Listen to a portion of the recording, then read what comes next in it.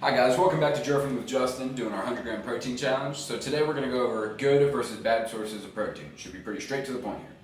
So our good sources of protein are going to include all of our essential amino acids. They're going to be low in saturated fats and minimally processed. Real food, basically. As real as we can get. So I'm going to go over a nice big list for you so you have some options and ideas. So our lean meats include chicken breast, turkey, lean cuts of beef or grass-fed, and pork tenderloin. Some high in omega-3s, going to be some fish here, salmon, tuna, trout, sardines, and mackerel. Moving on to eggs, they're going to be rich in high-quality protein and various nutrients as well. Dairy products like Greek yogurt, cottage cheese, low-fat milk, if you're into that. Some legumes, going to be lentils, chickpeas, black beans, kidney beans.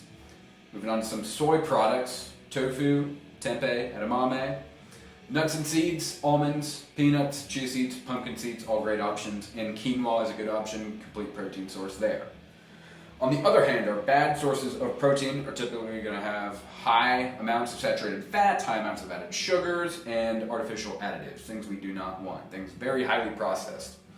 Things like our processed meats, so hot dogs, sausages, believe it or not, a lot of them will have high fructose corn syrup in it.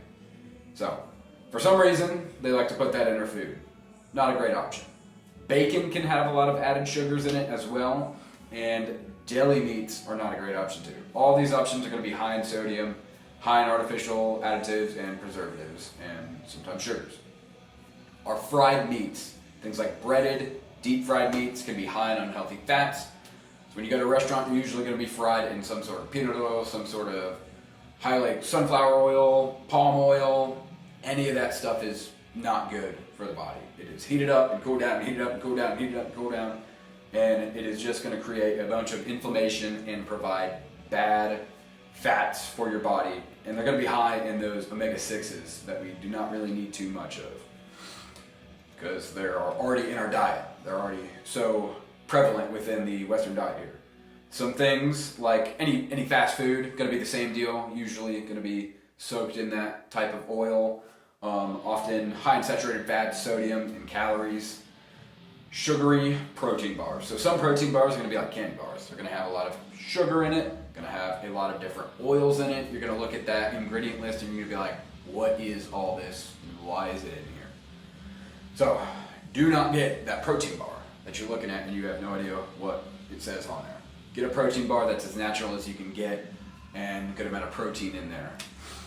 And some protein shakes. So just like protein bars, going to be one half is going to be, natural, as natural as it can be, good quality ingredients, and the other half is going to be the super processed, super high cholesterol, high in fats that we don't need, high in some oils, high in sugars that we do not need. So try and shoot for a protein powder that's going to have as little ingredients as possible, and